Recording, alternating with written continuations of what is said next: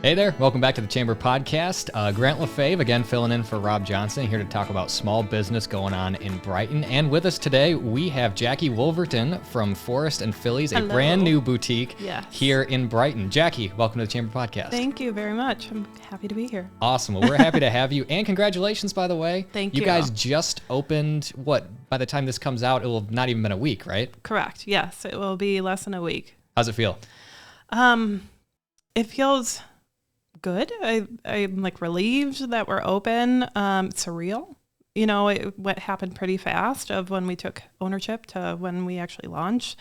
So I feel like I'm still trying to catch up. Mm-hmm. Yeah. So. Oh, yeah. Have you gone to sleep yet, or are you still just on that adrenaline high? It's a lot of adrenaline. Yeah. It's a lot of adrenaline that led up. It was long nights trying to get that open, but worth it. Awesome. Well, again, congratulations. So talk to us a little bit about your business and about what you do and just kind of how did this all come to be? So the boutique, Forest Fillies, it's a little of everything. So it started with the idea of just women's fashion, and it snowballed from there. My husband wanted a men's section, and it was something really lacking in Brighton, in the boutique world.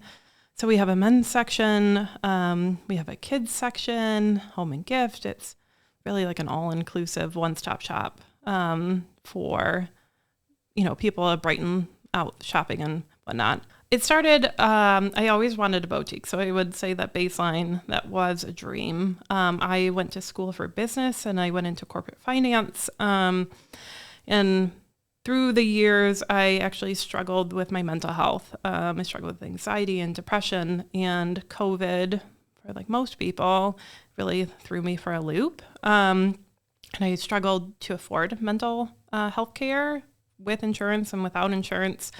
And so a year and a half ago, I started a clothing brand with the intentions of it to be a funding source for a nonprofit that I also founded called the Coddiewomple Fund. And so our mission is that we provide financial assistance for mental health therapy. So whether that's full session cost or out-of-pocket cost, deductibles. And so the clothing brand is just created for 50% to go into the fund. And so I would do pop-ups for the past year and a half and do some wholesaling to other boutiques. And after a year and a half of that, my husband was, really came to me and just said, what's your game plan here? Like, do you want to do pop-ups? And, the plan is for it to only be wholesale. And he said, why don't you open your own storefront and, make it the feature of the boutique? And so that's really like how it evolved into now opening a storefront here in Brighton. So that's so cool. I love that story. And I like to to focus on mental health and especially coming together and being part of the community too. Obviously, that's something we're big on here on the Chamber Podcast. Of course. Not to spoil anything for you, but talk to me a little bit about the reception so far. How was the opening? How's the community been? And then, just tell me about that. Well, I would say even before we opened, the community just really accepted us and with open arms and meeting the neighbors and everyone just, excited for us. And even the previous tenants, they were fabulous, helping us get in and, accepting packages before we were even open. So really the reception in Brighton has been wonderful. Like we feel very included. And then the actual opening, it was busy. It was great. It was a huge turnout, especially we opened this past Saturday on the farmer's market and we're right there in the parking lot for our back door and people are just funneling in and families. And once again, we were really trying to aim for something for everyone. And it really seemed that those that came in found something, whether it was a gift for them or their husband or for themselves. And, I had a lot of compliments on the tree that I built in the middle of the store, it really ties into the forest portion of it. And I really wanted something whimsical and memorable when you go in. So I was very happy with the opening. I love it. Yeah, just taking people into a different world. You guys also have a penny horse, correct? We do. Yes, it's actually an old Sandy horse from Meyer that was restored. My dear husband drove 4 hours to get it for me. So we painted it to the store colors and, really to connect Forest and Fillies. And so we're on a mission to name the horse. And so we haven't picked a name yet. And so during opening weekend and, for probably a little while, we're taking suggestions for names. So we've heard some good ones. Pretty much once I gather the different names, I'm going to post it on social media and hopefully have the community help pick the name. So really hoping that the community gets invested in this horse too. So Awesome. I like that. Yeah, and hopefully people will be reaching out after they see you on here too. Yes. Oh, hey, maybe we can, point to collaborate. Absolutely. Yeah. So, Forest and Fillies, tell us the story behind that name. Okay, so growing up, I was a horse kid. I loved horses, so I knew I wanted to include something along that lines. Forest actually was the name I wanted to name my daughter. And then my son, and my husband vetoed it both times. So basically told them that I'm, having another baby and it's a store and I'm finally going to get my name. So it's Forest and Fillies. I like alliteration. So it really just fit. So, and I'm a big nature person. So it's just really all combined. And then, the big thing also, when I was picking a name, knowing that my husband wanted a male section, he wanted something that was not so girly. So hopefully the Forest kind of throws in more of the masculine energy. So. I'm sure the bar helps too. I mean, yes, I'm sure it does. Yeah. So tell me about, why Brighton specifically to open this whole thing in? Yeah. So we live in Hamburg. We moved out there for property and seclusion and whatnot. But we spend our time in Brighton, the park, the Imagination Station, and the restaurants and the community events. We would spend a lot of time here. So for me, it just made sense. One, obviously location, and really I didn't want a long commute like Dearborn. But more importantly, it's just, my husband's family have been in Brighton for 40 years. So it just kind of felt like home for us. And, the events and being a patron, it felt very inclusive here. And so I really wanted to be on the other side of it here as well. So I guess talk about what did you learn from this kind of grand opening? Because it was so different than what you did. Obviously, you background in corporate America, then you did the clothing line, the nonprofit. You did all of that stuff first, and then coming into this, what did you learn about, I guess, business through this whole process then? Well, I think what I learned, especially being in a set place in a store instead of pop-ups where you're all over, really the other store owners in there and on Main Street really make a difference. I mean, it's just going next door and needing a marker or packing tape and whatnot is a very different feel of just, pop up and you're there for a short period of time, and really feeling like there's a community is just, it's really heartwarming that I'm just happy that I'm here and that I feel like, I can be permanent and put down some roots. So yeah. Awesome. So hopefully here to stay in Brighton. Hopefully, yes. That's the plan. Excellent. So I guess what is going to be next for you guys? What's the next boy. goal? I mean, it's probably not fair. The grand opening hasn't even worn off yet, so that's probably not a fair question. No, but it's just actually what do you guys have coming up?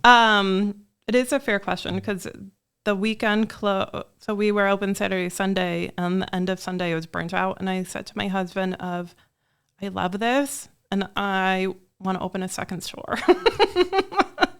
So, my husband was just all right, let's slow down a little, but I loved it. It's just, it brings me life. I just love talking to people out there and, just helping someone find something that they think is a perfect gift or make them feel better. And one of the things that we're a little different from most boutiques is that I wanted to be size inclusive. So we carry extra small to 3X in most things. And, I'm just really trying to create an environment that everyone feels included and, that no one I don't want to say alienated, but that there's a place for someone to go and find something cute or like, a gift and for your spouse. So, but yes, so second store maybe.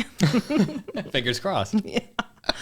Well, that is awesome. So I guess talk a little bit about not to get too much away from your business, but I guess I'm curious, you said you had worked at Ford. I did. You were in corporate America. Tell me about that, because it's such a far cry from what you're doing now, it seems like. Yes. So I went the responsible way. I feel like when I went to school, I want something stability, something that I knew that also, I graduated in 2007, so like right before the Great Recession. So I was like, what is going to be the most practical thing to go into? I originally wanted to go to school for social work or psychology. So I guess the mental health Coddiewomple kind of like ties into that portion of it. But I was good at finance. I'm a numbers person, very analytical.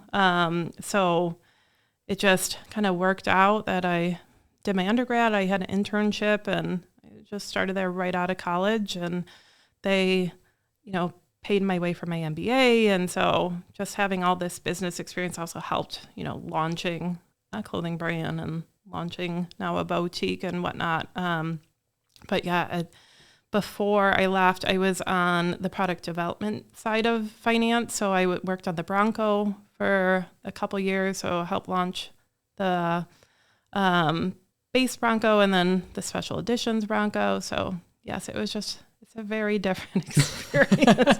Also the commute, because we live in Hamburg. Mm-hmm. So the commute to Dearborn, because obviously before pandemic, that's a long commute. That is quite the commute. Yes. And especially even before 23 had that flex lane, like it was long.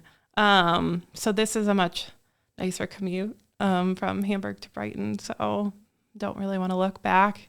It's just, I feel like I'm on the right road and the right path of, what makes my heart happy. So. Awesome.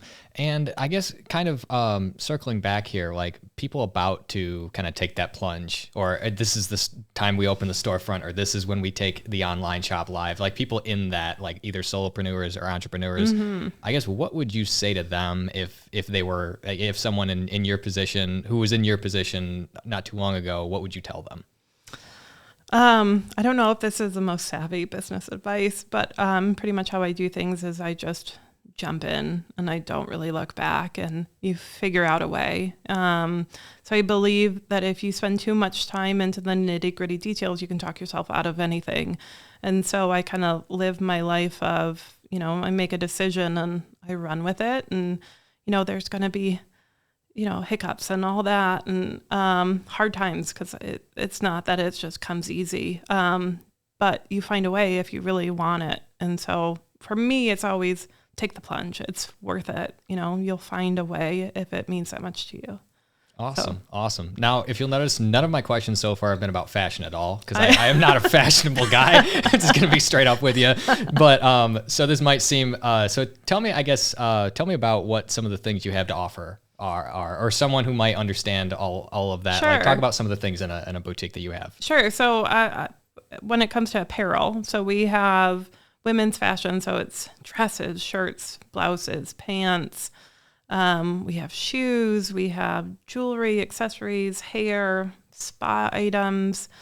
For the men's side, we have jackets, leisure. So, we got the t-shirts and the joggers and the workout shorts that have like the lining, the double lining. There we go. Yeah. That's my territory right there.